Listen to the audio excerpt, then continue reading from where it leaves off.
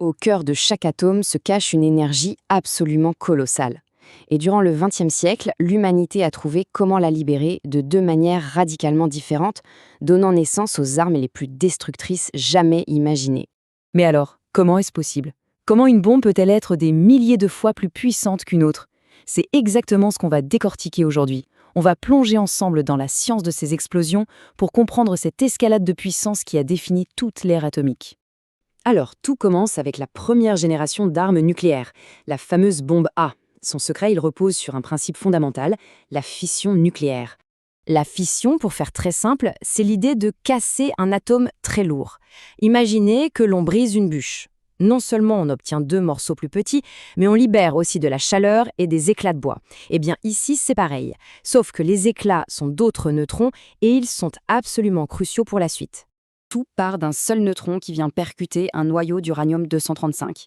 Le noyau se divise et en se divisant, il libère à son tour d'autres neutrons. Si on a assez de matière radioactive au même endroit, c'est ce qu'on appelle la masse critique, ces nouveaux neutrons vont aller frapper d'autres noyaux, qui vont se diviser, et ainsi de suite. C'est une réaction en chaîne qui devient explosive en une fraction de seconde. Les toutes premières bombes A suivaient deux schémas bien distincts. D'un côté, le type canon, celui utilisé sur Hiroshima. On projette une masse d'uranium sur une autre pour déclencher la réaction. Simple, mais pas très efficace. De l'autre, le type implosion, largué sur Nagasaki. Là, c'est beaucoup plus complexe. On utilise des explosifs classiques pour comprimer violemment une sphère de plutonium. C'est plus difficile à construire, oui, mais le rendement est bien meilleur. Mais attention, la fission, ce n'était qu'un début. On passe maintenant à un tout autre niveau de puissance. On va parler de l'arme thermonucléaire, la bombe H, qui, elle, ne cherche plus à casser des atomes, mais à copier le processus qui alimente notre propre Soleil. La fusion, c'est donc l'exact opposé de la fission. Au lieu de briser de gros atomes, on va forcer des atomes très légers, comme des isotopes de l'hydrogène, à fusionner, à s'assembler. En faisant ça, on crée un nouvel atome et surtout, on libère une quantité d'énergie bien plus considérable. Mais alors comment on fait pour forcer des atomes à fusionner? Et c'est là que réside tout le défi, parce que pour vaincre la force de répulsion naturelle entre les noyaux et les forcer à fusionner, il faut des conditions absolument extrêmes. On parle de pression et de température de plusieurs millions de degrés Celsius, des conditions solaires en fait. Et la solution, elle est aussi brillante que terrifiante. Pour créer ces conditions infernales sur Terre, il n'y a qu'une seule chose qui soit assez chaude, assez puissante, l'explosion d'une bombe à fission. Et oui, on utilise une bombe A comme une simple allumette pour enflammer une charge de fusion bien plus puissante. Alors, voyons comment ces deux principes s'articulent à l'intérieur d'une bombe H. Tout se passe en une fraction de seconde. C'est une pièce d'ingénierie absolument redoutable.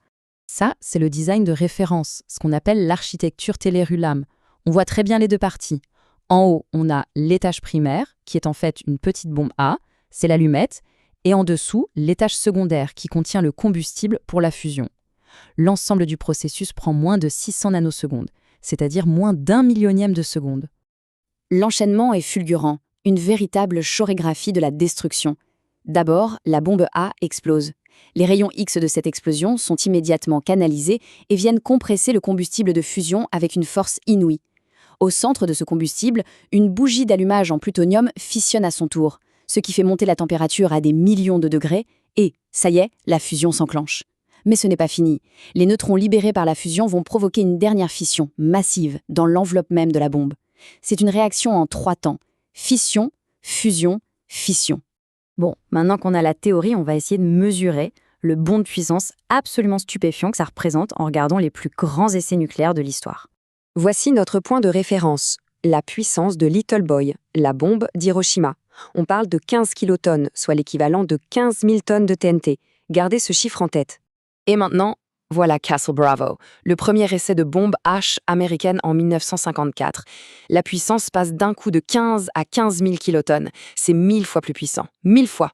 Castle Bravo n'était pas seulement un bond technologique.